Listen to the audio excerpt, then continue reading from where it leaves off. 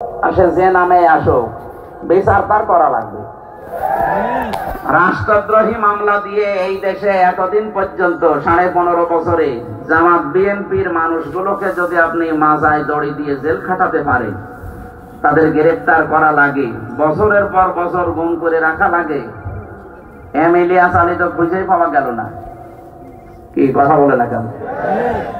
ঢাকার একজন নাম করা লোক ছিল বিএনপির নেতা, নুরে আলম না কি যেন নাম, চৌধুরী আলম। কোথায় ছিল, কোথায় গায়েব করে দিয়েছে।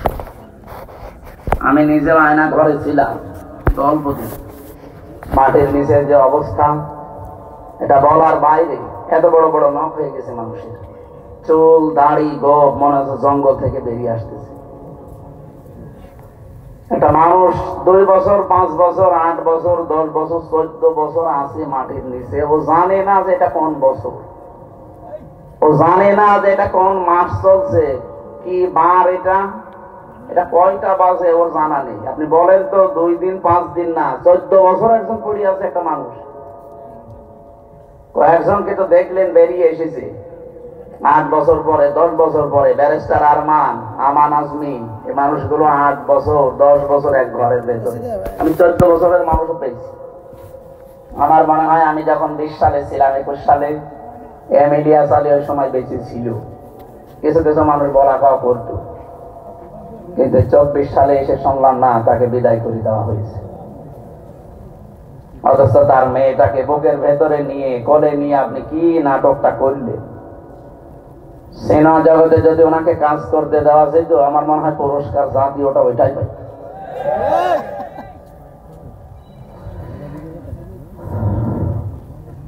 মুফতি ফখরুল ভাই আমার সাথে ছিলেন। উনি আমাকে মাঝে মাঝে এসে বলতেন, হামজা ভাই আপনার সাথে কি করে আমরা জানি না, আমাকে এই পায়ের ভেতর দিয়ে হাত এইভাবে লাগিয়ে, সামনে লোহার ব্যারিকেড দেওয়া, ওই যে খাঁচা বানানো লোহার, ওর সাথে হাত নিয়ে আটকিয়ে দিয়েছে হ্যান্ডকাপ দিয়ে। 2-5 মিনিট না, কয়েক বছর একাধারে আমি ওইভাবে ছিলাম। শুধু 1.5 মিনিট 2 মিনিট সময় দিত টয়লেট করার জন্য। পোশাক ওর এমনি বন্ধ হয়ে যেত। কিসের পোশাক?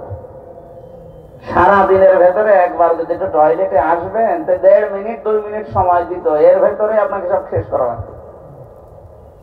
1 বোতল পানি দিত বা 1 জগ, ওইটা দিয়ে বাকি কাজ যা করবেন করে। আপনি নামাজ পড়বেন, ওইটুকু দিয়ে টয়লেট করবেন কি আর ওযু করবেন কি, এতটুকুই তো শেষ করেনি। সকালে একটা পচা ছোলা দিয়ে যেত, আর দুপুর বেলা দিয়েছে 1 মুঠা ভাত, তা মনে হচ্ছে যে মাখিয়ে দিয়েছে। ওখান থেকে বের হওয়ার পরে যখন জেলে দিয়ে দিল, তারপরেও তো আমি ফাঁসির কন্ডেম ছেড়েছিলাম 3 বছর, তাও মনে হয়তো আল্লাহ বেঁচেছি। ওখানে এক একটা দিন যেহেতু 1 বছর করে, আর এখানে অন্তত 1 বছরে আমার যদিও যোগাযোগ বিচ্ছিন্ন করে রেখেছিল, আমার বাইরের কোনো যোগাযোগ ছিল না, তারপরও অন্তত ভালো আছি ওই জায়গার চাইতে। অথচ সেখানে মানুষ 8 বছর 10 বছর 14 বছর একটা মানুষ পড়ে আছে। এত বড় বড় নখ এমনি হয়, দেওয়ালের সাথে ওরা খুশিয়ে খুশিয়ে লিখতো যে ভাই যদি বাইরে যেতে পারেন এই নাম্বারটা একটু জানাবেন যে আমি বেঁচে আছি। এইটা করেছিলেন জাতির সাথে। আর এখন বলেন যে আমি কি করেছি মানে আপনি মানবতার ইতিহাস পাল্টিয়ে ফেলেছেন। 2006 সালে 28 অক্টোবর মানুষ পিটিয়ে আপনার কথা মতো হত্যা করার পরে লাশের উপরে ড্যান্স দিয়েছে। দুনিয়ার ইতিহাস বহু পড়েছি, কিন্তু জীবিত মানুষ পিটিয়ে মারার পরে কেউ ড্যান্স দেয় আমি পড়িনি, আমি শুনিও নি, কিন্তু দেখলাম 6 সালে। কথা বলছেন এখন 7 সালে সিরাজগঞ্জ গোল চত্বর আছে না রোড, ওখান থেকে কুষ্টিয়ায় যাচ্ছিলাম। তখন মাহফিলে আসতাম ওই গ্রামগঞ্জে, ড্রাইভারের পেছনে বসে আছি বাড়িতে বাসে, দেখলাম মাঝখানে একটা কুকুর মরি পড়ে আছে, গার উপরে না দিয়ে বাম দিয়ে চালিয়ে দিই। বললাম ভাই আপনি এমন করলেন, এখনই তো গাড়ি উল্টিয়েছে। তো আমার বসে দেখেন না একটা কুকুর পড়ে আছে, আমরা তো মরা কুকুর, মারলে কি আর না মারলে কি। ড্রাইভার আমার দিকে ঘুরে বলছে, হুজুর আপনি কি আসলে হুজুর নাকি ভান ধরেছে, আপনি কেমন হুজুর? আপনি দেখেন একটা মরা কুকুর পড়ে আছে, আমি ডবল করে মারবো, আমার বিবেক নেই? গায়ে হাত দিয়ে বললাম আপনার নাম কি? সুব্রত। নাম শুনে বুঝলাম যে ও ফুল হাতা। ফুল হাতা না? আমরা কি হাফ হাতা? এখানে ফুল হাতা কেউ আছে? এই যে এটা মনে হয় আছে। হ্যাঁ, এটা ফুল হাতাই হবে।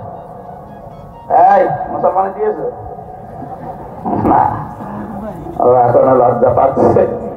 আমার কাছে মুসলমানি মানে কি জানো? আমি জেলে যাওয়ার পরে যে কাশিমপুরে পেয়েছিলাম যারে, ওনার নাম দেবদুল্লাহ, উনি আসলেই মানুষ বলে উঠতো যে ফুল হাতা আসতেছে। ওই সময় বুঝলাম যে হাফ হাতা আর ফুল হাতা কি। আমরা মুসলমান যারা, আমরা কি হাফ হাতা, আর ওনারা। যদিও এটা বৈজ্ঞানিক ব্যাখ্যা আছে, বৈজ্ঞানিক ব্যাখ্যা এটা ইব্রাহিম নবীর সুন্নাহ। হযরত ইব্রাহিম আলাইহিস সালাম তিনি খাতনা করেছিলেন, ওখান থেকে শুরু। অনেকগুলো রোগ থেকে বেঁচে থাকা যায় খাতনা করলে। বিভিন্ন রকমের সার ময়লা ওর ভেতরে যদি জমা থাকে, তাহলে পরবর্তীতে অনেক রকমের অসুখ হতে পারে। এই জন্য অনেক হিন্দু ভাইরা এখন গোপনে হলেও ডাক্তারের কাছে যে ওরাও হাফ হাতা হয়ে যাচ্ছে। আমি ওনার নাম শুনে বুঝলাম যে ওনার ঈমান নেই, কিন্তু বিবেক আছে। এটা মরা জিনিস ডবল করে উনি মারতে পারলেন না, ওনার বিবেকে বাধা দেয়। অথচ একটা মানুষের কথা শুনে সারা বাংলাদেশ থেকে লগি বইটা নিয়ে পিটিয়ে মানুষ রাজধানীতে হত্যা করার পরে ড্যান্স দিয়েছে। আমি ওনারা ওই দিন বলেছিলাম যে ভাই, আপনি হিন্দু মানুষ, আপনার ঈমান নেই, কিন্তু আপনার বিবেক আছে। কিন্তু এই দেশের অনেক নামধারী মুসলমান মুনাফিক, এদের ঈমান নেই। ওরা তো আসলে মুনাফিক, উপরে ফিটফাট, ভেতরে সতর্ক। এই জন্য আমরা আহ্বান জানাচ্ছি, এই যে কঠিন পরিস্থিতিতে আল্লাহ রাব্বুল আলামিন আমাদেরকে একটা ঈমানের পরীক্ষায়, মানবতার পরীক্ষায় রেখেছিলেন প্রায় 15.5 বছর। নবীজি পরীক্ষা দিয়েছিলেন জীবনে 13 বছর। কয় বছর? আমরা সেটা পার করে আরো 2 বছর বেশি, 15.5 বছর। একটা আয়ামে জাহিলিয়াত নাম শুনেছিলাম, সে হাজার বছর আগে, 1500 বছর। আর এই 24-এর 5 আগস্টের আগ পর্যন্ত আমরা দেখেছি এই দেশে আওয়ামী জাহিলিয়াত। ওটা ছিল আইএমএ জাহিলিয়াত, আর এটা আওয়ামী জাহিলিয়াত।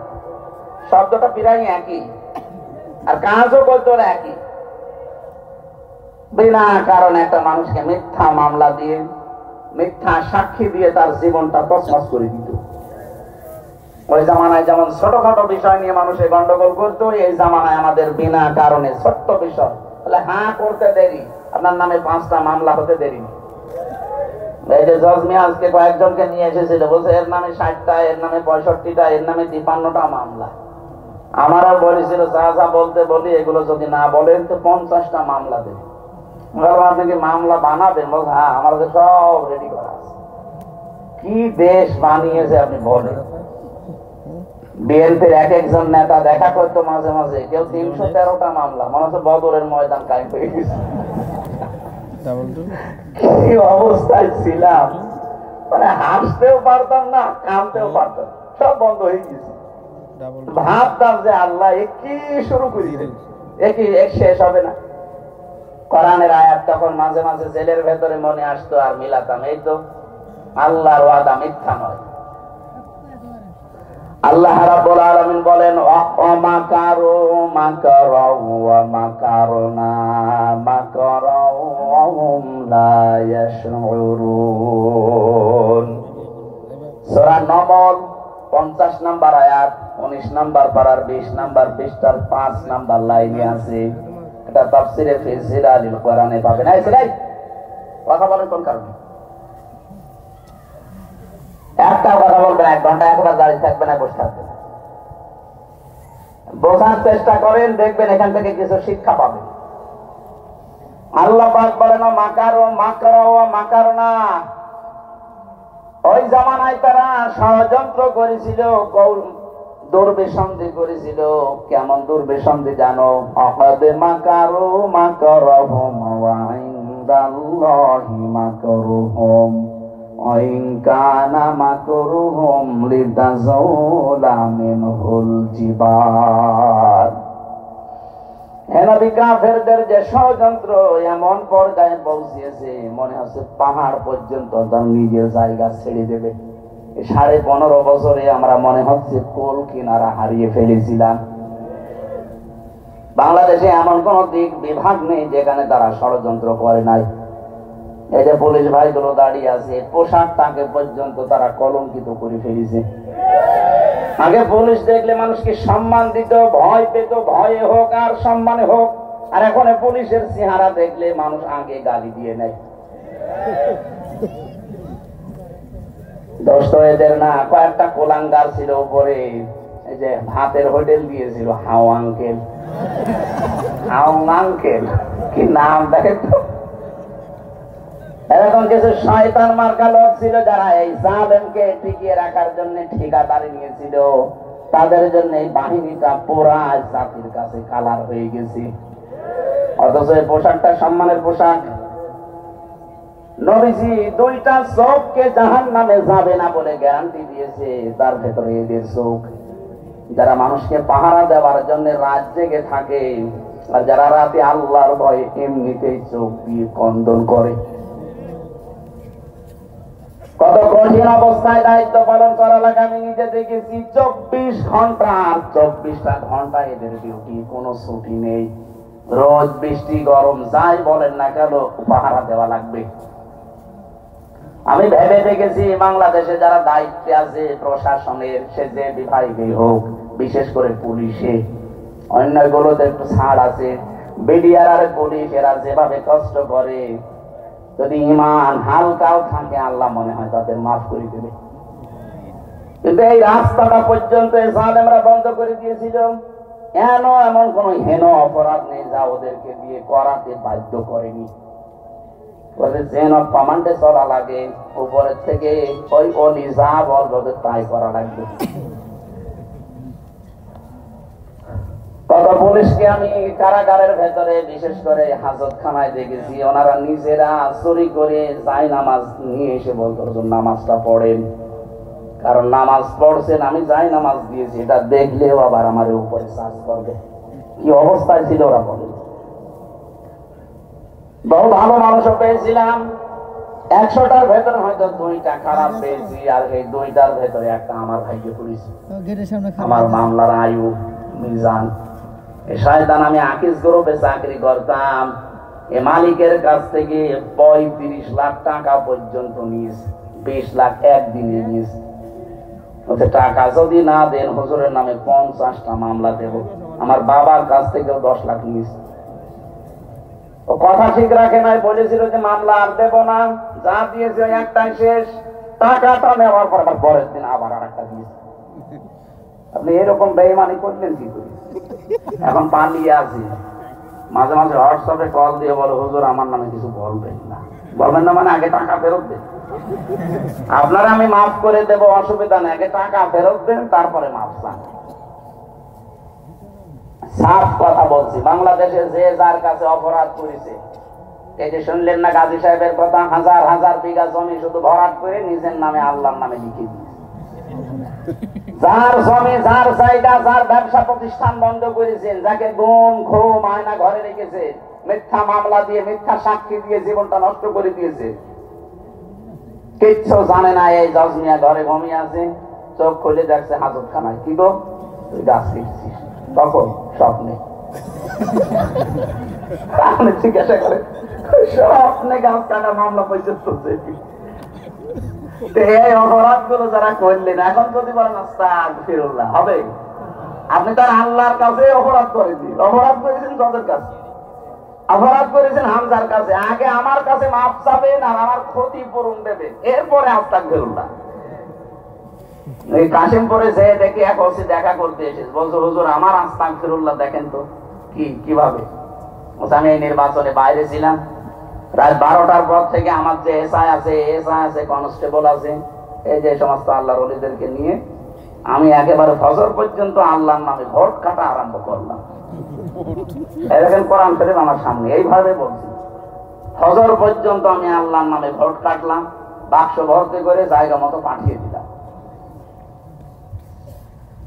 এরপরে উঁচু করার পরে, গোসল করার পরে 2 রাকাত নামাজ পড়ে বললাম আস্তাগফিরুল্লাহ। হুজুর আমার তওবা হয়েছে না। কিসের তওবা করলেন আপনি? আপনি কি আল্লাহর কাছে দোষ করেছেন? একটা এমপি বানাতে 3.5 লাখ 4 লাখ হামজা লাগে, এটা তো বলছেন না কেন? আপনি আমার মতো হামজার অপরাধ করেছেন, আমার রায় আপনি দিয়ে দিলেন। অথচ আজ 8-9 দিন ধরে যারা 2 বোন পালিয়েছে ওরা কিন্তু মিথ্যা কথা ছড়াচ্ছে বিশ্বের মোড়লদের কাছে যে আমরা নির্বাচিত ছিলাম, আমাদেরকে উৎখাত করা হয়েছে। এটা ডাহা মিথ্যা কথা। আপনি যে নির্বাচিত ছিলেন এটা যদি ঘোড়াও শোনে ও হাসবে। একটা কথা বললেন, একটা হাসি মানুষ এত বড় মিথ্যা কথা বলে? 15.5 বছরে দেশে নির্বাচন হয়েছে, বলেন বলেন। একবার তো 154 জন আন্দাজেই করে নিলেন, আর একবারে তো অসির বর্ণনা শুনলেন যে কি করে নির্বাচন হয়েছে। তো এই যদি হয় নির্বাচনের ধরন, নির্বাচিত হওয়ার ধরন, যে শয়তান পর্যন্ত হাসবে না? আমাদের এই জাতিকে আপনি বাইরে এখন মিথ্যাবাদী বানানোর পায়তারায় আছে। সারা দুনিয়া জানে যে 15.5 বছরে এদেশে গণতন্ত্র ছিল না, এদেশে মানবতাও ছিল না। তাছাড়া সে নিজে বর্ণনা করলাম যেটা দেখে দেখে বলেন, এটা মানবতার সাথে যায়? 14 বছর একটা মানুষকে আটক করে রাখেন। মাঝে মাঝে চিন্তা করতাম যারা আমাদের দায়িত্বে থাকতো, ওই মাঠের নিচে যারা পাহারা দিত, ওরা বাইরে যে সংসার করতো কি করে? ওদের বিবেক নেই। আমার মনে হয় এরা হয় লাল পানি খেত না ঘুমের বড়ি খেত। তাছাড়া ওদের ঘুম আসা সম্ভব নয় দৃশ্য দেখে আসার পর। বলেন একটা মানুষ এত বড় নখ হয়ে গেছে, ওর দিকে তাকালেই তো ভয় লাগে। অথচ দায়িত্ব পালন করে আসতো 8 ঘন্টা করে বাড়ি চলে আসতো, আবার তো তার পরের দিন যেত। গোপন কিছু মানুষকে ওখানে দায়িত্ব দিত, সবাইকে দিত না। এত বড় বড় বড় অপরাধ করার পরে এখনো পর্যন্ত আপনি যদি বলেন আমি কি করেছি, আপনার বিবেকে মনে হয় পুকুরে পোশাক করেছি।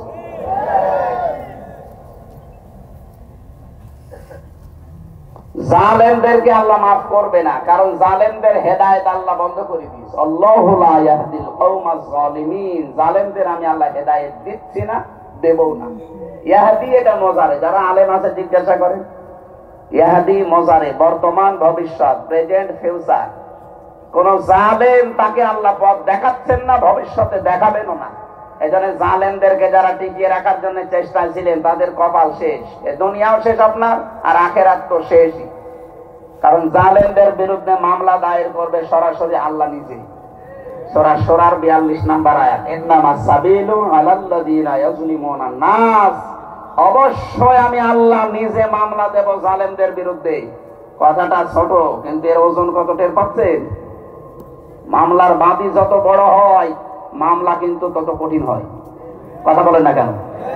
আমার মামলার বাদী ছিল সরাসরি উনি। যদি সলিমদ্দি কলিমদ্দি হইতো না, 2 দিনে বের হয়ে চলে আসতাম। যেহেতু সরাসরি বাদী উনি, এই জন্য লাল কালি দিয়েছিল। ওটা গেলেই জজ বলতো না, এটা বাদ দিয়ে নিয়ে আসেন। অথচ বাইরে আমরা শুনতাম যে আইনের শাসন প্রতিষ্ঠা হচ্ছে। এই আইনের শাসনের ধরন, আমার জামিন পাওয়া আমার অধিকার না? বলেন কি করবেন? একটা মামলায় পাবেন, গেট থেকে আর একটা মামলা দিয়ে ঢুকিয়ে দেবেন। এই ছিল দেশের গণতান্ত্রিক অধিকার, ন্যায় বিচারের এই ছিল বাংলাদেশে দৃষ্টান্ত। আর এটা বাইরের দেশে ছড়িয়েছে যে আমরা আইনের শাসন প্রতিষ্ঠা করেছি। নাউযুবিল্লাহি মিন যালিক। ভেতরে থেকে বহু মানুষকে, বিশেষ করে বিডিআরদের যে কান্নার আওয়াজ, এদের যে দীর্ঘশ্বাস, হাজারো বিডিআর, এরা তো প্রশাসনের মতোই মিথ্যা মামলা দিয়ে 14 বছর আটক করে দিয়েছে। তাহাজ্জুদ পড়তে যখন উঠেছি রাতের বেলা দেখতাম মুরব্বী যারা বিডিআর করে একটা আওয়াজ দিত। আমার মনে হয় এই দীর্ঘশ্বাস, এই আওয়াজ আল্লাহর আরশে গিয়ে ধাক্কা খেয়েছে। জালেম কি এমনি পড়েছে? এই মানুষের দীর্ঘশ্বাস আর এদের বরদোয়ার লানতের কারণে পড়েছে। আল্লাহ পাক বলেন ওরা ষড়যন্ত্র করেছিল, এমন ষড়যন্ত্র মানুষ হতাশ হয়ে গেছে, না আর মনে হয় সূর্য উঠবে না। মাকার না, আমি আল্লাহ কিন্তু কৌশল করেছি। মাকরন, কৌশল করার মতো। অহুমলা ইয়াশউরুন, তারা টেরও পায়নি আমার কৌশল। এবার আসেন তো শব্দ দুইটা এক।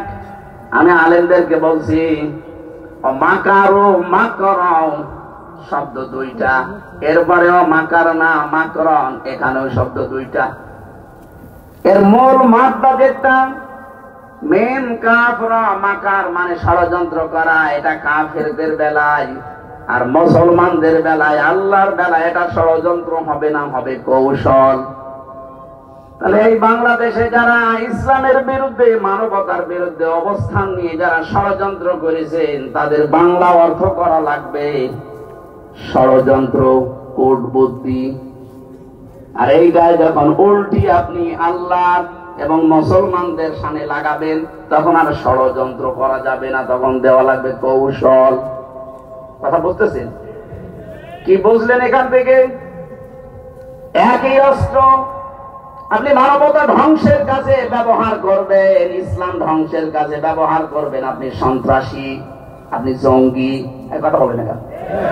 ওইটা ইসলামের পক্ষে যদি কেউ কাজে লাগায়, মানবতার পক্ষে নিয়ে দাঁড়ায়, ওইটা তখন আর জঙ্গি সন্ত্রাসী হবে না, ওইটা হবে জিহাদ।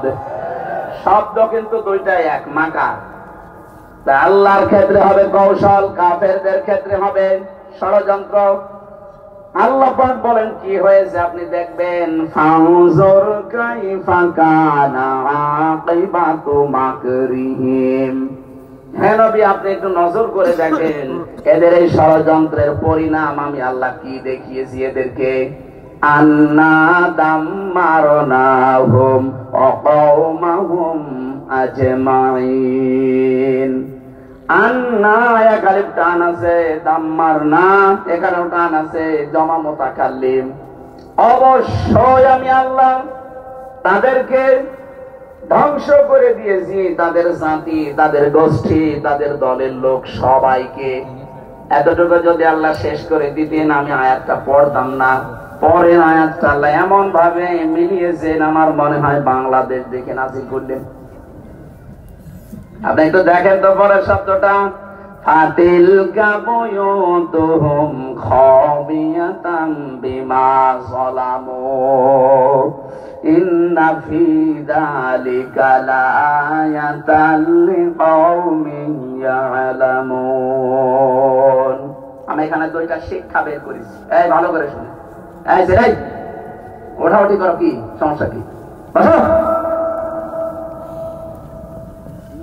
প্রসাব পায়খানার বিড়ি খাওয়া ছাড়া যদি কেউ বাইরে যান, তার খবর আছে। বিড়ি খেতে যদি নেশা লাগে, খেয়ে আবার চলে যাবে।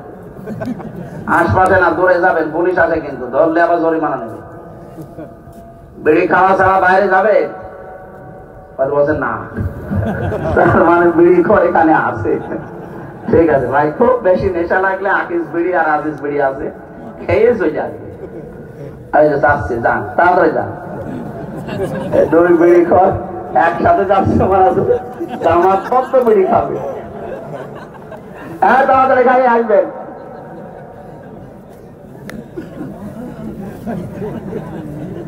ফাদিলের বক্তব্যের আগে এটা সূরা নমল থেকে বলছি, 50, 51, 52 নম্বর আয়াত। আল্লাহ পাক বলেন ফাতিলকা, এই যে ঘর, বুয়ুত, বাইতুনের বহুবচন বুয়ুত দিয়েছেন। আল্লাহ বলেন হে নবী একটু তাকান না কেন, এই সেই ঘর। এই সেই, এই জবাব দেন, এই সেই কি? এই সেই ঘর কি? আল্লাহ বলেন এই সেই ঘর, খাবিয়াতান, জনশূন্য করে দিয়েছি, সার শূন্য করে দিয়েছি, ওজার গৃহ বানিয়ে দিয়েছি, বিমা যালামু, তাদের জুলুমের কারণে। আয়াতটা যে কত বাস্তব, আগস্টের 5 তারিখের বিকাল 5টা বাজতে বাজতে আল্লাহ মিলিয়ে দিয়েছেন। সারা বাংলাদেশের 64 জেলার 630টা থানা, যেখানে যেখানে জালেমদের বাড়ি ঘর ছিল, মানবতা একেবারে উল্টিয়ে দিয়েছে। আপনি দেখেন 2.5-3 ঘন্টার ব্যবধানে একটা ইট পর্যন্ত খুলে নিয়ে চলে গেছে। আমার কুষ্টিয়ার হানিফ কি দাপট ছিল, হাসিনার পরেই মনে হয় ওবায়দুল কাকা, এরপরে হানিফা। এরে আল্লাহ এমন অপমান করেছে, ওর বাড়ির ইটও এখন আর নেই, ওর বাড়ি এখন জাতীয় টয়লেট হয়ে গেছে। কারো পেটে ব্যথা হলে আমার মনে হয় ওখানে যে টয়লেট করে আসে। আমি আবু জাহেলের বাড়ি একবার বুঝতে পারি না যেটা আবু জাহেলের বাড়ি, কাবা শরীফ তাওয়াফ করার পরে দেখছি উপরে একটু ঘুরি, যেই দেখে পেটে ব্যথা, পুলিশকে ডাক দিয়ে ওনার ভাষা দিয়ে বললাম, ভাই এতক্ষণ তো ভালোই ছিলাম, এখন আমার পেটে ব্যথা করছে। পুলিশ আমার বলছে, হাজি হজ্জা তাই না বিলা দোকান। ও হাজি, দেশ কোথায়? নিচ্ছি তুমি বাংলাদেশ। বাংলাদেশ থেকে এসেছি। উনি আমার বলছে, আখি ইয়া সাদেক, হে ভাই আপনি হাজি মানুষ, আপনি এখনো জানেন না এটা কোন জায়গায়? না তো, না আবু সাইদের বাড়ি। আপনি এখনো পায়খানা না করে দাঁড়িয়ে আছেন, দাঁড়িয়ে দাঁড়িয়ে করেন পায়খানা করে। দেখুন পেটের ব্যথা ভালো হয়ে গেছে, কারণ ওই জায়গাটা ছিল জুলুমের কারখানা। কথা বলেন না কেন? আজ সারা বাংলাদেশের যেখানে যেখানে জুলুম হয়েছে, তাকান ওই জায়গাগুলো আল্লাহ অভিশপ্ত বানিয়ে দিয়েছেন। 3 দিন আগের পেপারে দেখলাম, এই যে ঢাকার যে বাড়িটা, মানুষ অনেকে আবেগে যে সোমা খেত, অথচ সে বাড়িতে 8-9 জন একসাথে যে পোশাক করছে, মানুষের জামাতবদ্ধ পোশাক চলছে, বিভিন্ন দিকে মুখ করে সবাই। আমার মনে হয় ওদের পেটেও ব্যথা, ওই জায়গায় কাজ করলে মনে হয় পেটের ব্যথা ভালো হয়ে যাচ্ছে। আমার তো যা মনে হচ্ছে কোরআনের আয়াতের দিকে তাকিয়ে, এখানে যেহেতু গণতন্ত্র হত্যা, মানবতা হত্যা, ইসলামের ধর্মীর সঙ্গে ওই বাড়ি থেকে হইতো, ওইটাই তো সারা দেশে কার্যকর হতো। কথা বলছে না কেন? যত রকমের মানুষকে কষ্ট দেওয়ার বুদ্ধি ওখান থেকে মানুষ বের করতো। একটা স্বামী হারা মানুষকে বাড়ি থেকে উচ্ছেদ পর্যন্ত করেছে ওই জায়গার পরিকল্পনা নিয়ে। মহিলার কান্না দেখেননি? বেগম জিয়া যে কান্না করেছে, আমার মনে হয় এদেশের প্রত্যেকের চোখে ওই কান্না দিকে পানি চলে এসেছে। এগুলো করেছে আবার নিজে নিজে বলছে। বাইরের দেশে যখন যেত বলতো ওনাকে উৎখাত করতে পেরেছি, এইটা আমার সফলতা। নাউজুবিল্লাহ। এমনি তার ছেলেটা মারা গেছে, আর এক ছেলে তো মাথা ভেঙে দিয়েছে, আর ওনার এমনিতেই স্বামী নেই। এটা বিধবা মেয়ে লোক, যে কয়দিন আছে দুনিয়ায় থাক না, তারে পর্যন্ত আপনি বাড়ি থেকে এক কাপড়ে বের করে দিলেন। মানে আমরা মানবতার মানুষ করেন না, শয়তানের মানুষ করে দেওয়া দরকার। যা উপায়ন্তর দেখেছিলাম, আবু জেহেলের বাড়ির দিকে তাকিয়ে, বাংলাদেশের জালেমদের বাড়ির দিকে তাকিয়ে আমার মনে হচ্ছে এদেশের জালেমদের এই বাড়িগুলো, ব্যবসা প্রতিষ্ঠান, এদের অফিস আদালত গুলো আমার মনে হয় জাতীয় টয়লেট হয়ে যাবে। মানুষের দেশে পেটে ব্যথা হবে, বিভিন্ন মানত করবে, আর যে ওই জায়গায় ফেলে আসবে না। এখানে কেন আল্লাহ এটা দিলেন? পরের আয়াতের শব্দের দিকে তাকাবেন, ইন্না ফি যালিকা লাআয়াতান। কেন লামে তাকিদ? আরবি গ্রামার যারা বোঝেন আপনি টের পাচ্ছেন। আল্লাহ বলেন অবশ্যই এর ভেতরে শিক্ষা আছে। লাম দিয়েছেন অবশ্যই, এর আগে আবার ইন্না আছে। ইন্না ফি যালিকা লাআয়াতাল লিকাউমিন ইয়ালামুন। যারা জ্ঞানী মানুষ তাদের জন্য শিক্ষা কি? আমি আল্লাহ এটা নিদর্শন করে রাখলাম যে জালেমদের যে জায়গা, এগুলো আমি আল্লাহ অভিশপ্ত করে দেই। পরবর্তী প্রজন্ম দুনিয়াতে যারা আসবে, যারা চেয়ারে বসবে, তারা যেন জুলুমকারী হয়ে না যায়। এরা 15.5 বছর দীর্ঘ সময় যদি ক্ষমতায় থেকে জুলুম করার কারণে বাড়ি ঘর পর্যন্ত এখন উজাড় হয়ে গেছে। এই ঢাকা শহরে 8 কোটি, 12 কোটি, 15 কোটি টাকা দামের গাড়ি পড়ে আছে, পরিচয় দেওয়ার মতো কেউ নেই। দরবেশ বাবার গাড়ি শুনলাম 8.5 কোটি টাকা দাম পড়ে আছে, এখন ঠেকে রাখা আছে। 8.5 কোটি টাকা দামের গাড়ি পড়ে আছে, পরিচয় দিতে ভয় পাচ্ছে। কারণ দরবেশের যা টাকা সবই অবৈধ টাকা। 7টা ব্যাংক থেকে লুট করেছে 36,000 কোটি টাকা, যেটা দিয়ে পদ্মা সেতু তৈরি করেও আরো 4,000 কোটি টাকা বেঁচে থাকবে। কি করে গিয়েছেন দেশটাতে? আর এত বড় বড় দাড়ি রেখেছিলেন মানুষকে ধোকা দিয়ে বোকা বানাতে। তো দাড়ি কেটে ফেলেছে ভালো, কারণ ওই শয়তানের দাড়ি থাকলে মানুষ ধোকা খেতে হবে। কথা বলুন, ওর মুখে দাড়ি মানায় যারা মানুষের সম্পদ আত্মসাৎ করে। কোটি কটা টাকা ঋণের বোঝা মানুষের মাথায় দিয়ে চলে গেলে, এই ঋণ পরিশোধ করতে এখন আমাদের গলা কাটা হয়ে দাঁড়িয়েছে। এক একটা মানুষ এখন দেশে জন্ম নিলে তার মাথার উপরে 1 লাখ টাকা ঋণ, অথচ এদের ছেলে মেয়ে দলের লোক কোটি কোটি টাকা পাচার করে বেগম পাড়া পান। একবার বলছে না কেন? তাহলে আমরা এখান থেকে কি নিতে চাই? জালেমদের যে বাড়ি ঘর পর্যন্ত আল্লাহ ওজার গৃহ বানিয়ে দিলেন, জনশূন্য করে দিলেন, অভিশপ্ত জায়গা বানিয়ে দিলেন, সে আল্লাহ এখন শক্তি হারিয়ে ফেলেছেন। এটা আগামীতে যারা আসবেন ক্ষমতার চেয়ারে বসে যেন জুলুম করবেন না। ওদের 15 বছরের ইতিহাস আল্লাহ যদি 3.5 ঘন্টায় পাল্টিয়ে দিতে পারে, আপনি তো 5 বছরে 3.5 ঘন্টা না 1 ঘন্টায় পাল্টিয়ে যাবেন। এজন্য আশা করছি আয়াত থেকে শিক্ষা নিয়ে সংযত হবেন। আল্লাহ পাক পরের আয়াতে আবার জানিয়েছেন, ওয়ানজাইনাল্লাযীনা আমানু ওয়া কানু ইয়াত্তাকুন। যারা এই দুনিয়ায় ঈমান এনেছিল সত্যিকারের, আর যারা তাকওয়া অবলম্বন করে চলেছিল, আমি আল্লাহ তাদের এই গজব থেকে বাঁচিয়ে দিয়েছি। দেখেন তো 15.5 বছরে 3.5 ঘন্টার ভেতরে সব উল্টিয়ে গেল। কিন্তু কত অসহায় মানুষ 15.5 বছরে ঈমানের উপরে টিকে ছিল, যারা এত জুলুম অত্যাচার নির্যাতন সহ্য করেও যারা উল্টা পাল্টা কাজ করেনি, আল্লাহ ঠিক তাদেরকে এখনো পথে দাঁড় করিয়ে রেখেছেন। এখনো তাদের মাজা সোজা আছে।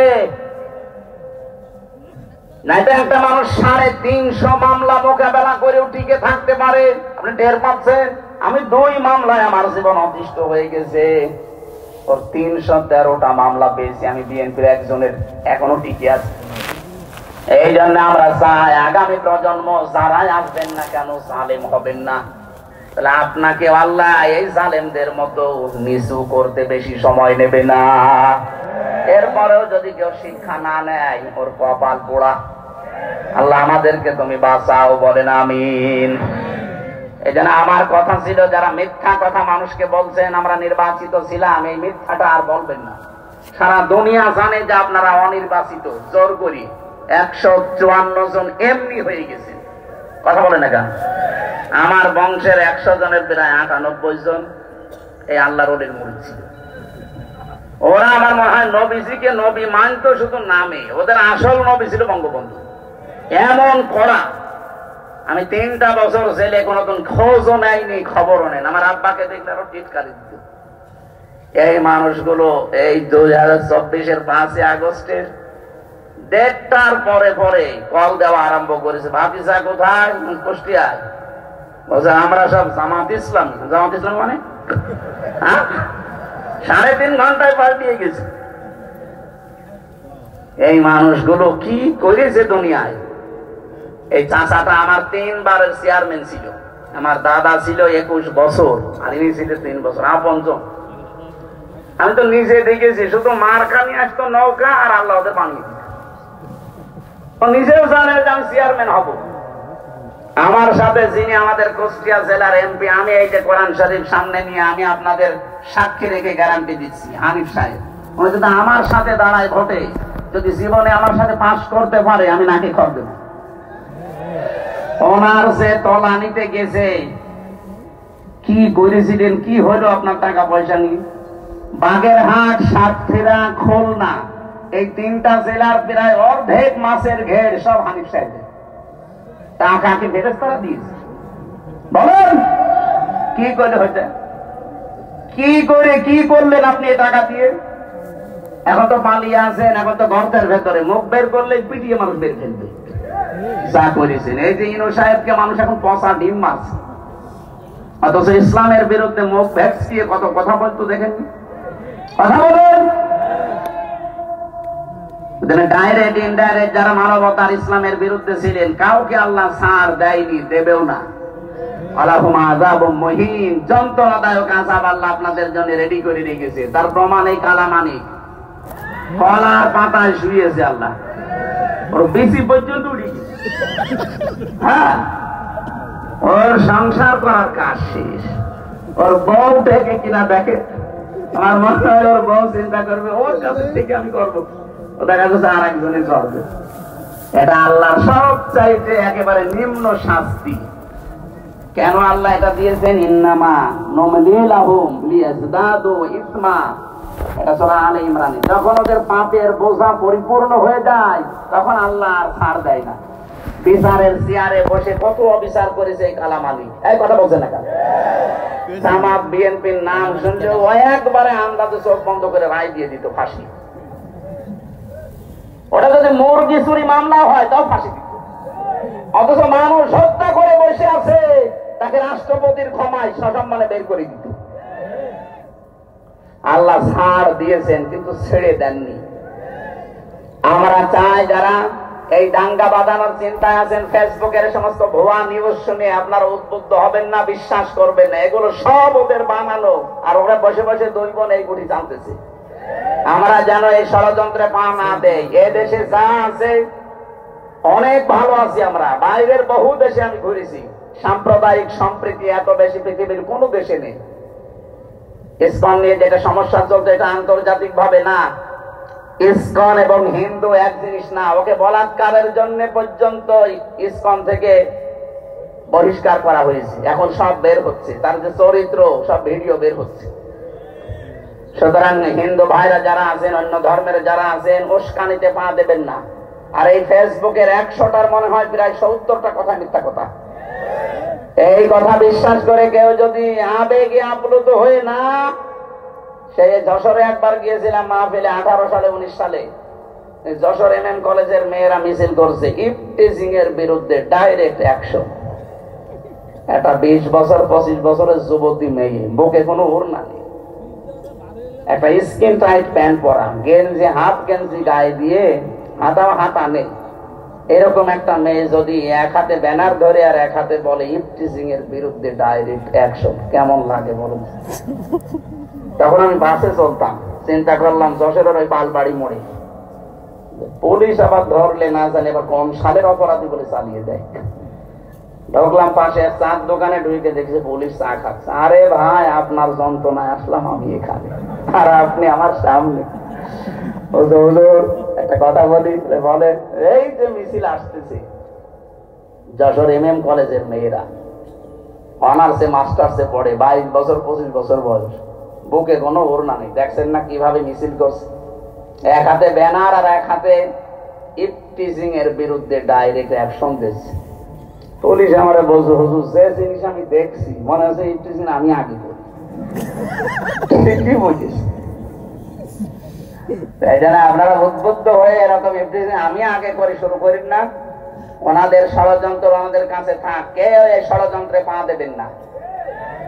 এই যে কল রেকর্ড গুলো মাঝে মাঝে ফাঁস হয়, আপনি তো বাস্তবতা জানেন না। নিজে কল দেয়, নিজে রেকর্ড করে, নিজে এডিটিং করে, লোক দিয়ে নিজেই ছেড়ে দেয় মানুষের ভেতর একটা ভীতি তৈরি করার জন্য। আর বলে যে এই পুলিশ এই আওয়ামী লীগ, এই BNP, এই জামাতের লোকগুলো লিস্ট করে রাখো, আমি আসতেছি, আপনি আসেন। আপনি চট করে আসবেন, ফট করে আয়না ঘরে ঢুকিয়ে দেবেন। ভণ্ডামি করে জায়গা পান না, যা করেছেন আল্লাহ আপনাকে মাফ করবে।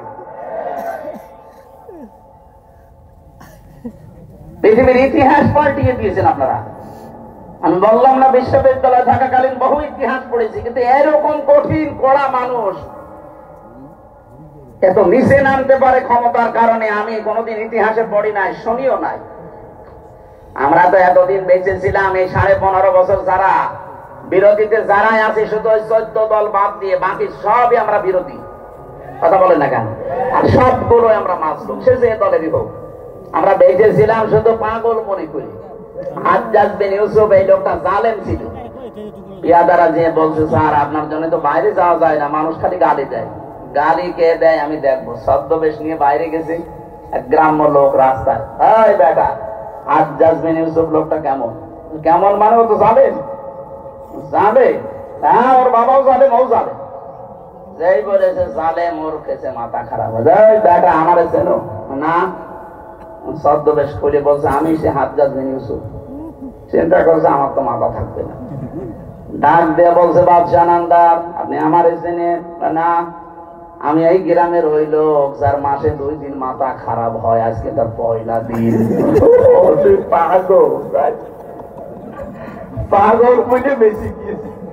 আমরা ওই 15.5 বছরে ওই 14 দল বাদ দিয়ে যারাই ছিলাম পাগল বুঝেছিলাম। এক কথা বলছে, পাগল বলে বেশি ছিলাম। মাসে 2 দিন আমাদের মাথা খারাপ হইতো, ওইটা তার পয়লা দিন। আল্লাহ আমাদের বিশাল জগৎ বলে একটা পাথর তিনি সরিয়ে দিয়েছেন, আমাদেরকে আল্লাহ বাঁচিয়েছেন। এই পাথর যেন কিয়ামতের আগে দেশে আর ঘুরে না আসে। কথা বলেন না কেন? যে আল্লাহ আমাদেরকে এই যে কথা বলার মতো একটা পরিবেশ দিলেন, এটাতে কত বড় নিয়ামত। এই 15.5 বছর আমরা টের পেয়েছি। তাও তো নারায়ণগঞ্জ আল্লাহর অনিষ্ঠা 70-72 রাখা তাহাজ্জুদ পড়তে বলে একটু ভালো ছিলেন। আর বাইরের জেলাগুলো কি যে অবস্থা, আমার কুষ্টিয়ার বড় বড় আল্লাহর অনিষ্ঠা ওখানে পাঠিয়েছে। ওরা তো তাহাজ্জুদ পড়ে না, ওরা খালি মানুষের জমিয়ে গাজী সাহেবের মতো আল্লাহ রাস্তায় নিয়ে। বলেন তো 3টা জেলার অর্ধেক অংশ তাদের একজনই। এই যে আর একজন ছিলেন পুলিশ বাহিনীদের প্রধান, যিনি ডেন্সির বেনজির, ওর কোনো নজির নেই। গোপালগঞ্জের অর্ধেকই নাকি তা। কি করেছিলেন আপনারা? আমার তো মানে মাঝে মাঝে শয়তান তো দেখেনি, এদের চেহারার দিকে তাকালে আমার মনে হয় শয়তান যদি দেখতাম তো এরকমই। আল্লাহ যে আমাদেরকে কথা বলার এই বাকশক্তি আবার ফিরিয়ে দিলেন, তার জন্য বলেন আলহামদুলিল্লাহ। দরুদ আর সালাম পাঠ করার মাধ্যমে আজকে কোরআনে কারিমের যে আয়াত পড়লাম, 3 ভাগের 1 ভাগ, সূরা বাকারার 208 নম্বর আয়াতের 3 ভাগের 1 ভাগ পড়েছি। আমরা তাফসীর আকারে কথা বলতে চাই, থাকবেন না? অন্তত থাকা যাবে কিছুক্ষণ, শয়তান যেন আশপাশে আর না থাকে। জবান খুলে পড়ে না আউযু বিল্লাহি মিনাশ শাইতানির রাজিম, বিসমিল্লাহির রহমানির রহিম, ইয়া আইয়ুহাল্লাযীনা আমানু দুখুলু ফিস সিলমি কাফা। একটু ভালো করে শুনবেন, অ্যাক্টিভ ভাবে 10 মিনিট শুনেন, দেখবেন অনেকগুলো শিক্ষা আসবে। সূরা বাকারা 286টা আয়াত আছে, 40 রুকু আছে, মাত্র একটা আয়াতে 3 ভাগের 1 ভাগ পড়েছি।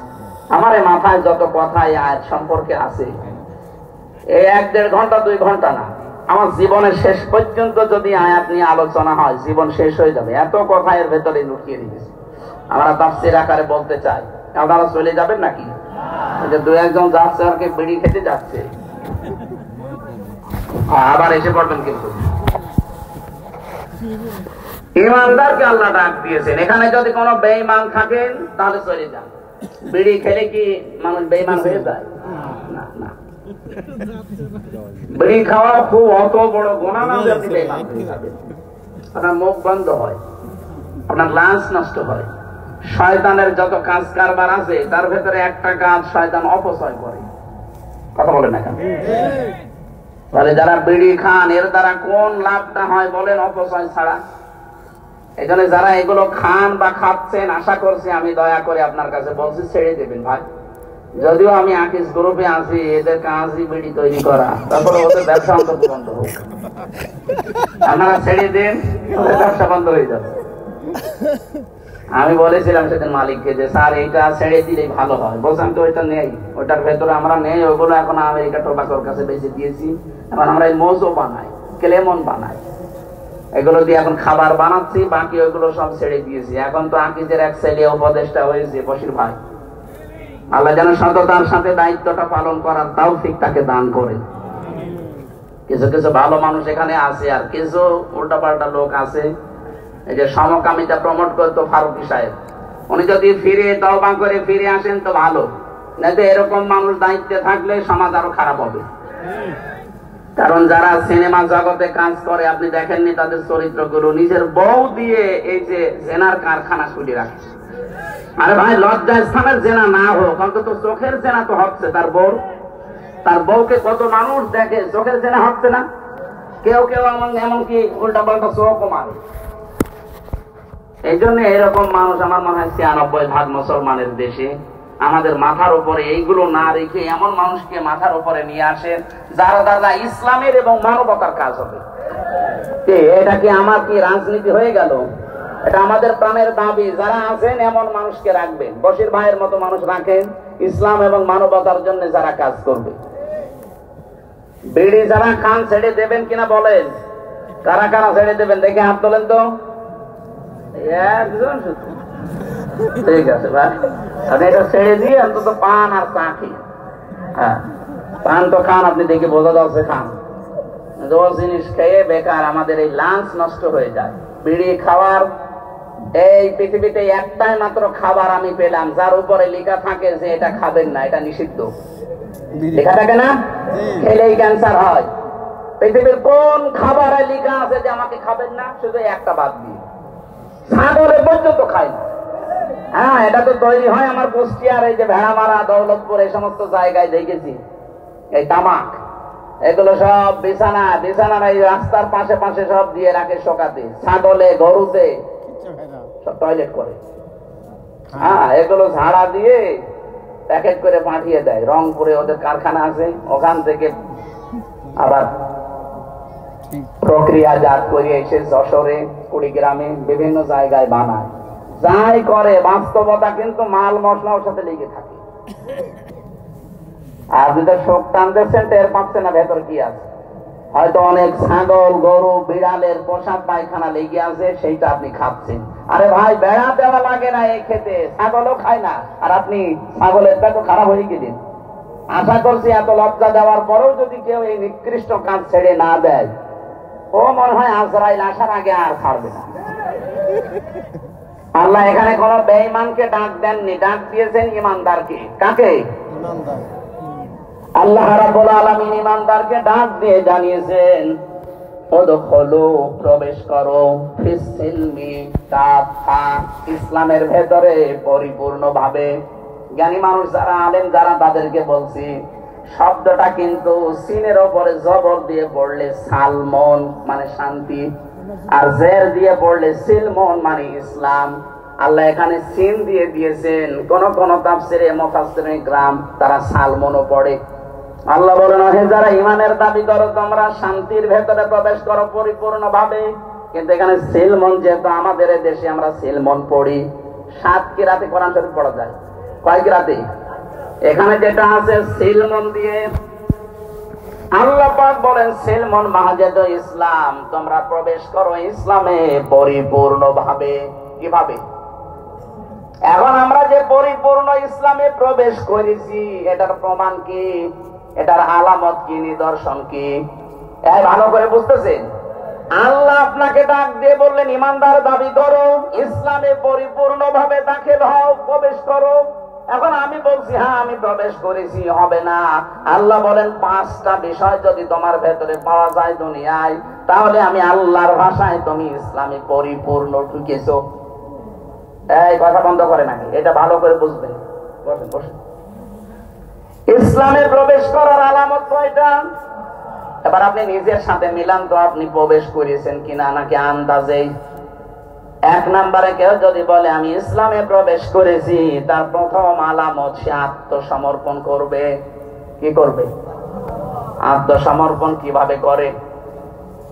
আমাদের জাতির পিতা যিনি, বানানো না, আসল যেটা, হযরত ইব্রাহিম আলাইহিস সালাম আত্মসমর্পণ করেছিলেন আল্লাহর কাছে। তিনি যখনই আল্লাহ ডাক দিয়েছেন, যে ক্বালা লাহু রাব্বুহু আসলিম, ক্বালা আসলামতু লিরাব্বিল আলামিন। আল্লাহ পাক বলেন ইব্রাহিম আত্মসমর্পণ করো। উনি গাছের মাথায় কোড়াল দিয়ে কাঠ কাটছিলেন, ওখান থেকেই জবাব দিয়েছেন আসলামতু লিরাব্বিল আলামিন। আমি এই যে কিছুক্ষণ আগে বলেছিলাম না, ইব্রাহিম নবী খাতনা করেছিলেন, এটা তার সুন্নাত। ওই গাছের মাথায় বসে উনি খাতনা করেছিলেন। আল্লাহ বললেন যে আত্মসমর্পণ করো। উনি বলেন আমি কিভাবে এখান থেকে করব? বলেন খাতনা করো। এখানে কোড়াল দিয়ে নিজে খাতনা করে ওই জায়গায় বলেছিলেন আমি আত্মসমর্পণ করলাম, আমার নিজের মন মতো আর কিছু নেই, এখন থেকে যা করবো আল্লাহ তোমার মন মতো। তাহলে এখান থেকে আমরা বুঝলাম কি, আমি ইসলামে প্রবেশ করেছি, তার প্রথম আলামত এইটা যে এখন থেকে আমার আর মন মতো কাজ হবে না, আমি দেখবো যে আমার আল্লাহর হুকুম এখানে আছে কিনা। আপনি এবার নিজের সাথে মিলান তো, আপনি এভাবে জীবন চালাতে পারেন, তাহলে বুঝবেন আপনি ইসলামে প্রবেশ করেছেন। এটা 1 নাম্বার গেল। আপনি যে ইসলামে আসলেন, এবার 2 নম্বর কি কাজ?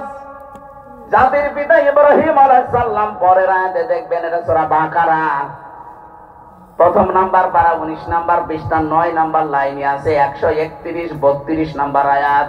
ووصى بها إبراهيم بنيه ويعقوب يا بني إن الله اصطفى لكم الدين فلا تموتن إلا وأنتم মুসলিমুন। বলেন আল্লাহু আকবার।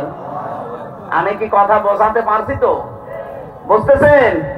যারা আছেন বাংলা শিক্ষিত হন আর আরবি একটু খেয়াল করবেন, দেখবেন আনন্দ পাবেন।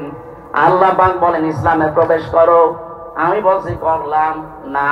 ইসলামে প্রবেশ করেছেন পরিপূর্ণভাবে, তার আলামত কয়টা? আরো জোরে। এক নাম্বার আলামত আত্মসমর্পণ। কিভাবে করবেন আল্লাহ শেখাচ্ছেন, যে জাতির পিতা কিভাবে করেছে দেখ।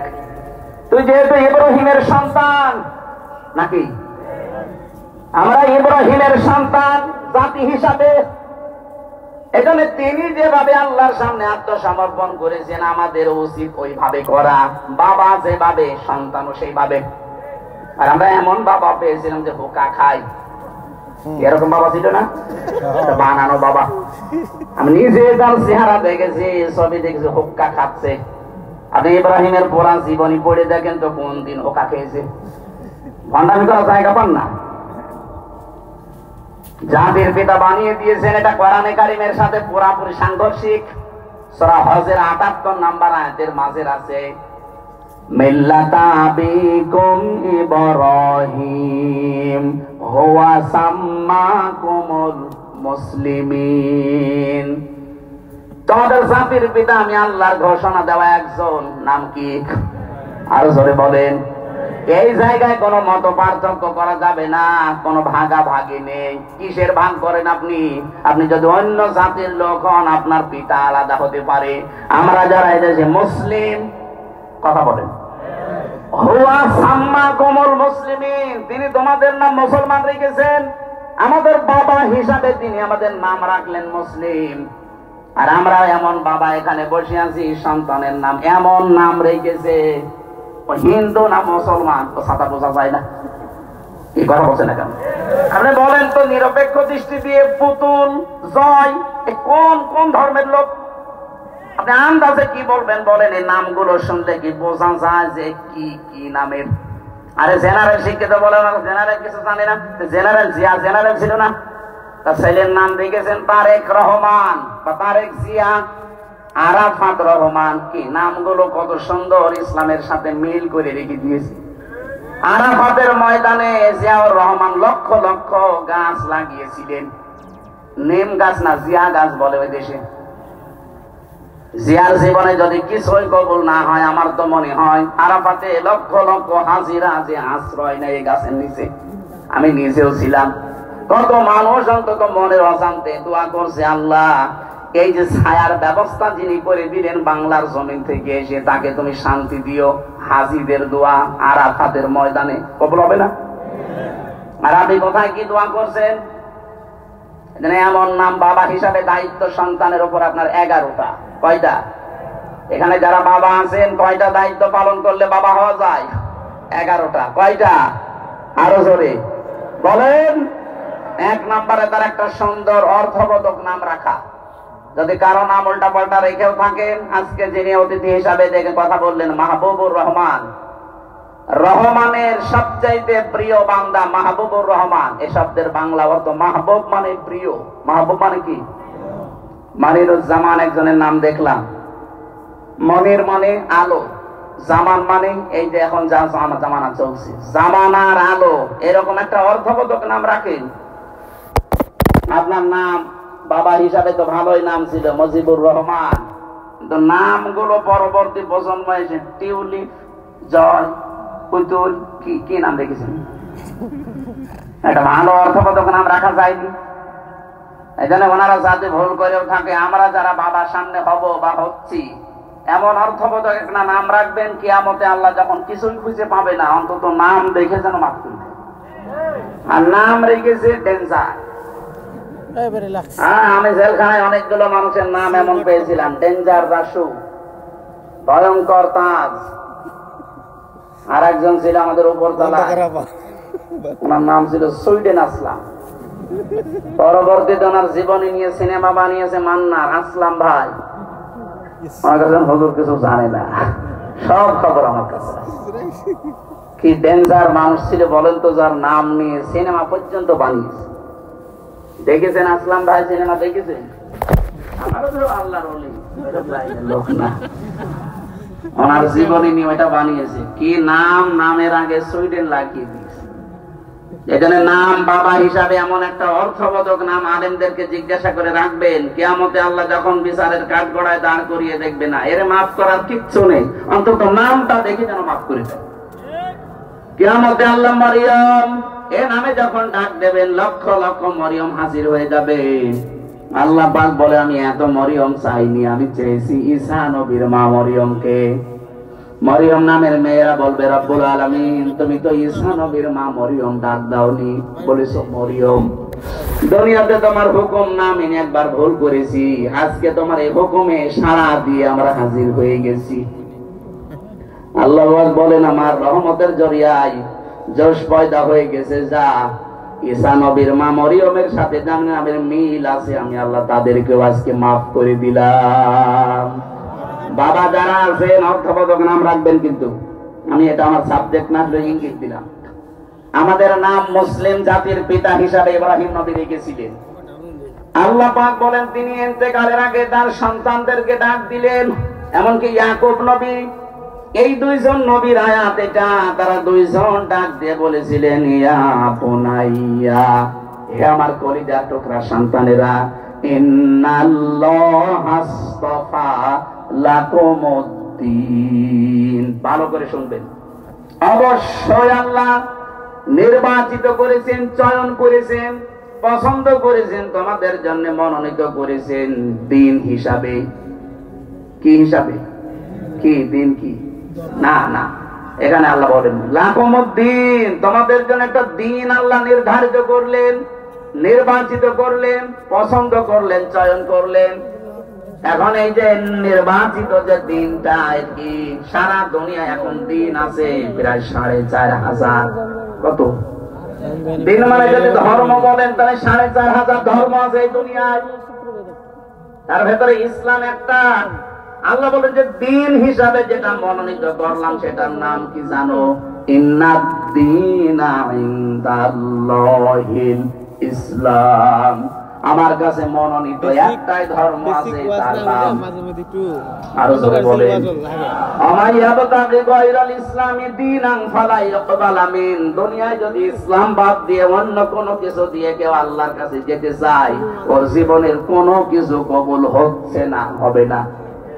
এখানে ধর্ম ভীরু যারা আসে, যে ধর্মের লোক হোক, হিন্দু, বৌদ্ধ, খ্রিস্টান, বিভিন্ন দেশে বিভিন্ন ধর্ম যারা পালন করছে, এমনকি এটা রেকর্ড হচ্ছে, কালকে ছড়িয়ে যাবে সারা পৃথিবীতে।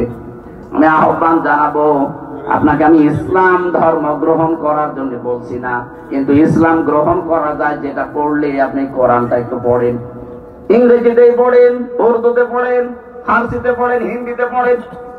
৪৫০০ ভাষায় এই কোরআন এখন রূপান্তরিত করা আছে, ব্যাখ্যা করা আছে। আমি আহ্বান জানাচ্ছি অন্য ধর্মের লোকদেরকে, আপনি ইসলাম গ্রহণ করতে আমি বাধ্য করছি না, কারণ ইসলামে জোর জবরদস্তি, লা ইকরাহা ফিদ্দীন। আমাদের দিন যেটা ইসলাম, এখানে কোনো জবরদস্তি নেই, কোনো বাড়াবাড়ি নেই। আপনাদের আমরা বলছি, আপনি একটু মেনে নিন, একটু পড়েন কোরআনটা, আরবিতে পড়েন আর ইংরেজিতে পড়েন। পুরাটা একবার যদি আপনি শেষ করেন, আপনি যদি মানুষ হয়ে থাকেন, মানবতা একটু কাজ করে বিবেক, আপনি দেখবেন মুসলমান না হয়ে পারবেন না। কারণ দুনিয়াতে একটাই শান্তি ধর্ম আছে। ৮০০ বছর এই পৃথিবীটা, আমাদের এই অঞ্চলটা মুসলমানরা স্বাধীন চালিয়েছে রাষ্ট্র, এই ভারতবর্ষ। কত ৮০০ বছর যদি আমাদের ধর্মে জোর জবরদস্তি থাকতো, আল্লাহর কসমে ৮০০ বছরে ভারতবর্ষে একটাও হিন্দু পেতেন না। কই আমরা তো এটা করি নাই। অথচ এই কয়েক বছরের ভেতরে আপনারা মোদীর শাসন আমলে দেখতে পাচ্ছেন, মুসলমানদের মসজিদের সামনে যে ওরা উলু দিচ্ছে। আপনারা যদি এগুলো করেন, বিশ্বে কিন্তু আপনারা একা না, মাত্র ১২০ কোটি হিন্দু আছে তামাম দুনিয়া মিলে, আর তামাম দুনিয়ায় ১৭৫ কোটি মুসলমান। কত সবচাইতে বেশি আছে হিন্দু ধর্মে 220 কোটি,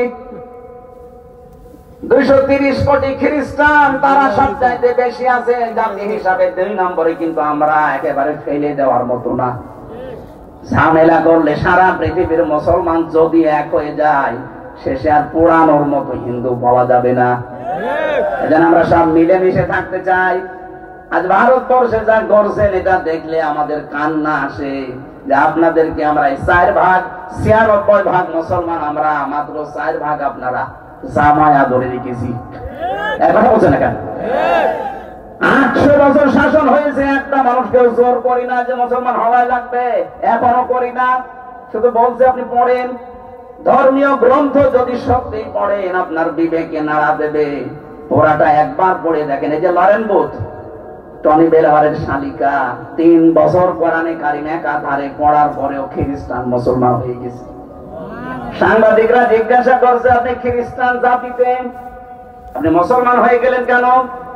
লরেন বুথ বলছে, দেখেন আমি কোরআনে কারিম মুসলমানদের ধর্মীয় গ্রন্থ পুরা 3 বছর টানা টানা করে পড়েছি, আনা কম জানা কম করি না, বুঝে বুঝে পড়েছি ব্যাখ্যা সহ। 3 বছর আমি 53 জায়গায় লাল দাগ দিয়েছিলাম। ওরা বলে আমাদের ধর্মীয় গ্রন্থ কোরআনে কোনো ভুল নেই। আমি পেয়েছি 53 জায়গায় লাল দাগ দিয়ে দিয়ে ভুল ধরলাম। তো আল্লাহ যেখানে ভুল ধরি দেখি তার পরের আয়াতে পরের পাড়ায় আল্লাহ এই জবাব 1500 বছর আগে দিয়ে দিয়েছে। শেষে আমার জীবনের ভুল ধরা পড়ে গেছে। আমি আর নিজের ধর্মে থাকি নাই, চলে এসেছি ইসলামে।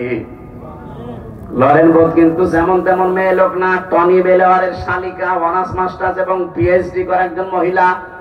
এই মহিলা যদি এই অবস্থায় 3টি বছর কোরআনের কাছে এসে নিজের ধর্ম বাদ দিতে পারে, বাংলাদেশ সহ বিশ্বে যারা অন্য ধর্ম মানেন, আপনি যদি সত্যিই পরবর্তী যে জগৎ আসতেছে এটা বিশ্বাস করে থাকেন, আমরা পরকালে বিশ্বাসী আর হিন্দুরা পুনরুজ্জন্মে বিশ্বাসী, ওরা আরেকবার জন্ম নেবে আবার আসবে, যদিও এটা বাস্তবতার সাথে মেলে না। এজন্য আহ্বান জানাবো, আপনারা আসেন, আমাদের ধর্মীয় গ্রন্থ এটা সবার জন্য উন্মুক্ত। আপনাদের অন্যান্য ধর্মের মতো না যে ধর্মীয় গ্রন্থ খালি ওই ঠাকুররা পড়তে পারবে আর কেউ পড়তে পারবে না। এটা সবার জন্য, সে যেই হোক। কথা বলেন না কেন? হাদা বায়ানুল লিন্নাস হুদাল লিন্নাস। মানুষ আপনি পড়েন, আপনাকে পরিবর্তন করবে, কোরআন বাধ্য করবে, এমন কিছু আল্লাহ এর ভেতরে দিয়ে রেখেছে।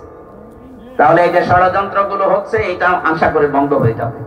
তাহলে দিন হিসাবে আল্লাহর কাছে মনোনীত ইসলাম।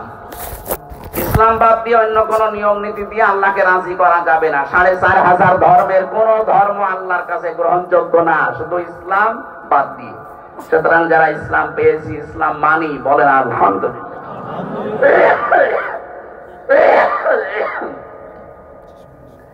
আমি ইসলামে পরিপূর্ণ প্রবেশ করেছি, তার প্রথম আলামত হচ্ছে আমি আত্মসমর্পণ করব কার কাছে? ইসলামের কাছে। কার কাছে?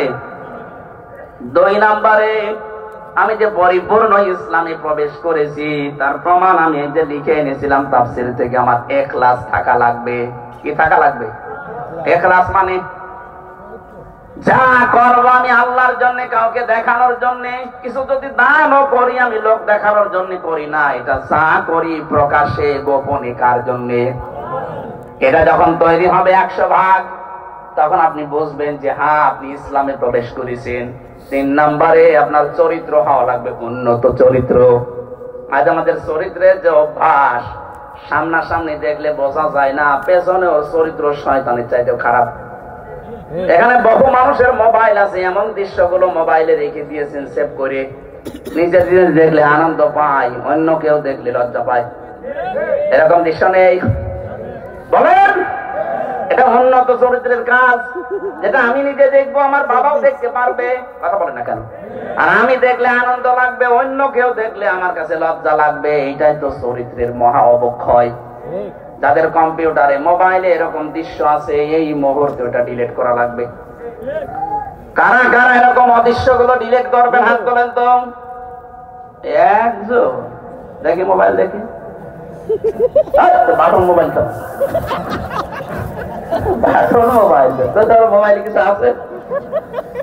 আরে ওর মনে হয় বান্ধবের নাম্বার সেভ করা আছে, তাছাড়া কি থাকবে? যাদের এরকম এই যে স্ক্রিন টাচ মোবাইল আছে, যা সেভ করে রেখেছেন নিজে দেখলে আনন্দ পান, অন্য কেউ দেখলে লজ্জা পান, ওটা ডিলিট করা লাগবে। উন্নত চরিত্র করতে হলে লাইনে না গেলে আপনি পারবেন না। 4 নাম্বার আপনার আকীদা বিশুদ্ধ হওয়া লাগবে। আজ বাংলাদেশ জামাত ইসলামের যারা আছে এদের একটা মিথ্যা তহমত লাগিয়ে দেয় যে এদের আকীদা ঠিক নেই। তোমার আকীদা এত ভালো, একটু ফাঁসির দড়ি গলার কাছে আসুক, আকীদা সব বেরিয়ে যাবে। সুতরাং এই উল্টা পাল্টা ফতোয়া দিয়ে মজলুম একটা দল এই বাংলাদেশে, এই 53 বছরের সবচেয়ে বেশি জুলুমের শিকার এই বাংলাদেশ জামাত ইসলামী। এই মজলুম দলের উপরে মিথ্যা তহমত চাপিয়ে নিজের গোনার পাল্লা ভারী করাবেন না। তাদের আকীদা ঠিক নেই, আপনার আকীদা খুব ভালো আছে। আপনার যে সমস্ত বইপত্র লেখা ওর ভেতরে আকীদার তো আরো নেই, শুধু বেআকিদার কথা লেখা। আর উল্টা পাল্টা যে ফতোয়া দিয়ে এদের আন্দাজে ভুল ধরেন, এদের পুরো বইটা পড়ে দেখবেন। আকীদা বাংলাদেশের সবচেয়ে আকীদা শুদ্ধ এদের আকীদা। খালি ফতোয়া দিয়ে বেড়ায় মানুষের বিরুদ্ধে, নিজেরটা ঠিক নেই। 5 নম্বরে শুধু আকীদা শুদ্ধ হলে হবে না, লেনদেনে স্বচ্ছ থাকা লাগবে। বাংলাদেশে এইটা সমস্যা বেশি। দেখতে তো ভালো মানুষ মনে হয়, 5 ওয়াক্ত নামাজ পড়ে, রোজা রাখে, হজ করে এসেছে, কোন দোকানে যদি বাকি থাকে ও দোকানের সামনে দিয়ে যায় না। লেনদেন যদি স্বচ্ছ না হয়, যতই নামাজ পড়েন নামাজ কিন্তু কবুল হবে না। আর আপনি ইসলামে প্রবেশ করেছেন, এটা আপনাকে কোনো আলামতের ভেতরে নেই। এই 5টা কয়টা? আত্মসমর্পণ করা আল্লাহর সামনে। 2 নম্বরে ইখলাস লাগবে আমাদের সব কাজে। 3 নম্বরে উন্নত চরিত্র অর্জন করা লাগবে। 4 নম্বরে বিশুদ্ধ আকীদা লাগবে আমাদের। 5 নম্বরে লেনদেনে স্বচ্ছ থাকা লাগবে। এই 5টা যদি জীবনে পাওয়া যায়, আল্লাহ বলেন তুই ইসলামে পরিপূর্ণ প্রবেশ করেছিস। এইটা আমরা দেখাতে চাই আল্লাহকে। কথা বলে না কেন? মা বোন যারা এসেছেন, শুধু নামাজ পড়া, রোজা রাখা আর কালো বোরকা পরা ইবাদত না আপনার জন্য। আপনার ইবাদত হচ্ছে স্বামী যখন বাইরে থেকে আসবে স্বামীকে আনন্দ দেবেন, সে যেভাবেই হোক, সাজ করে কথাবার্তা দিয়ে অভ্যর্থনা জানিয়ে স্বামীকে আনন্দ দেওয়া, এটা আপনার জন্য ইবাদত। 2 নম্বর ওয়াইজা গাবা আনহা হাফিজাতুহু, যখন স্বামী বাইরে যাবে তখন আপনি নিজেকে হেফাজতে রাখবেন। 3 নম্বর ওয়া তুইনু আলা দীনি যাওজাতিহা, স্বামী যদি দিনের কাজে যায়, মানবতার কাজে যায়, তখন তাকে সাহায্য করবেন, সময় দেবেন, উদ্বুদ্ধ করবেন। কিন্তু অনেক মহিলা নামাজ পড়ে, রোজা রাখে, স্বামী দিনের কাজ করে, স্বামী মানবতার জন্য কাজ করে বেড়ায়, আরো বাধা দেয়। না, আপনার নামাজ হচ্ছে না। 4 নম্বরে স্বামী যদি আদেশ করে আর ওটা যদি জায়েজ হয়, আপনার জীবন থাকতে মানা লাগবে। কথা বুঝতেছেন? আমি যত স্বামী এখানে বসে আছি, প্রত্যেকটা স্বামী আমরা চাই বিয়ের পরে আমার মা বাবা আমার সাথে থাকবে। 100টা না 98টা মহিলা এটা চাই না। আরে মহিলা চাই না, তার কারণ আছে। এই মহিলাকে ওর মা আর ওর বড় বোন ওখান থেকে খালি টিপস দেয়। আমাকে বেশি বলে ফেললাম না? আপনি মা বোনের কথা শুনে নিজের শ্বশুর শাশুড়ির সাথে খারাপ ব্যবহার করলে জীবন ও স্বামীর মন পাবেন না। উপরে উপরে হয়তো জজমিয়া সংসার করার জন্য আপনাকে ভালোবাসা দেখাবে, তোর মা বাবার সাথে যদি খারাপ আচরণ করেন, দেখতে না পান, জীবন ওর মন পাবেন না। আমি নিজের স্বামী হয়ে বলছি, এই কথা বলছেন এখন? হ্যাঁ জজমিয়া, এটা মনের কথা না? আল্লাহ মেয়েদেরকে 4টা কাজ করার তৌফিক দেন, বলেন আমিন। আগামীতে কোন জায়গায় আসলে আমরা কথা বলবো আবার। আমরা 3 বছর জেলে থেকে অনেক কিছু হারিয়ে ফেলেছি। শরীরে বহু রোগ, ডায়াবেটিস এত বেশি, 19 পয়েন্ট ছিল। ডাক্তার বলেছে রাত 10টা 10:30টার পরে আপনি আর জেগে থাকবেন না। কিন্তু আপনারা তুলতে দেরি করে ফেলেন, তো এই জন্য আমারও দেরি হয়ে যায়। 11টা বাজে। আবার বাড়ি যাব, কালকে ডবল মাহফিল আছে কুষ্টিয়ায়। আজকের মতো শেষ করে আগামীতে এই সোনারগাঁও, এরপরে কাঞ্চন, আরো কোথায় কোথায় নেওয়ার কথা আছে। যেখানে আসবো কথা বলবেন ইনশাআল্লাহ। আল্লাহুম্মা আমিন।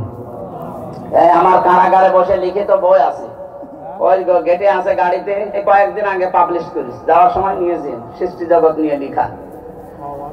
লা ইলাহা ইল্লা আনতা সুবহানাকা ইন্নী কুনতু মিনাজ জালিমিন। এই মহাজাতটা বসে করেন, বসেন। আমরা মুসাফির মানুষ, দোয়া কবুল হবে আশা করছি। বসেন। রব্বানা যালামনা আনফুসানা ওয়া ইল্লাম তাগফির লানা ওয়া তারহামনা লানাকুনান্না মিনাল খাসিরিন। আল্লাহ তাআলা কোরআনে কারীম শোনার জন্য নারায়ণগঞ্জের রূপগঞ্জ বাগবেড়ে বাজারে হাজার হাজার বান্দা বান্দি আমরা রাত 11টা পর্যন্ত বসে আছি। আল্লাহ যেভাবে আরম্ভ করেছিলাম, সারা রাত বললে ওরা বাড়ি যেত না।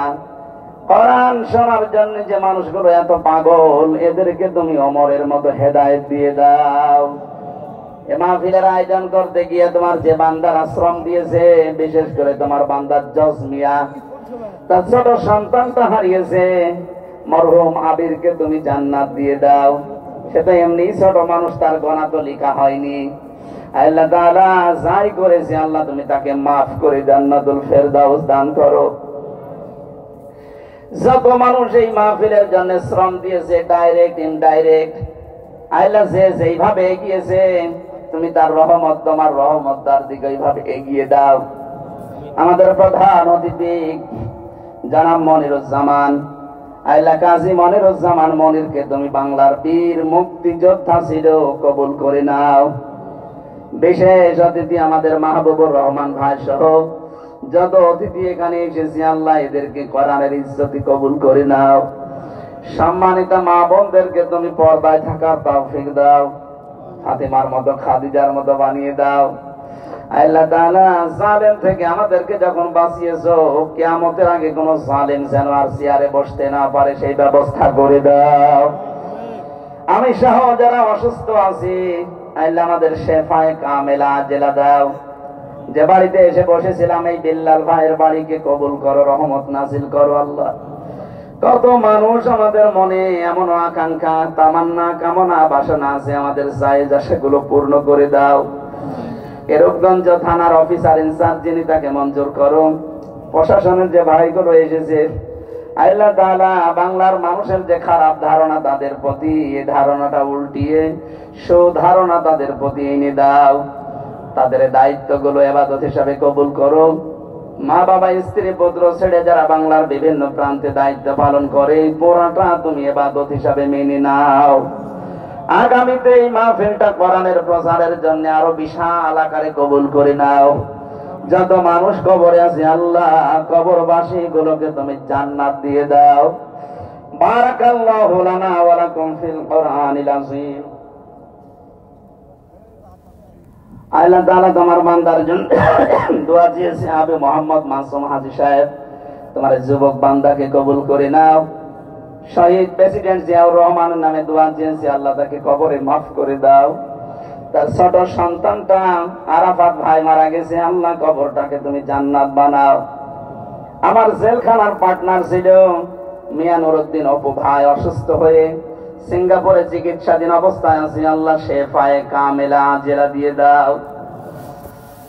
যত মানুষ অসুস্থ, যারাই দোয়া চেয়েছে, ম্যাডাম খালেদা জিয়ার নামে দোয়া চেয়েছে, তাকেও তুমি সুস্থতা দান করো। জনাব তারেক জিয়াকে আল্লাহ সহি সালামতে তার মাতৃভূমি বাংলাদেশে আবার তুমি এনে দাও। কখন কার কাছে আজরাইল আসে আমরা জানি না, যখনই আসবে যেন অন্তত একবার হলেও পড়তে পারি, লা ইলাহা ইল্লাল্লাহ মুহাম্মাদুর রাসূলুল্লাহ।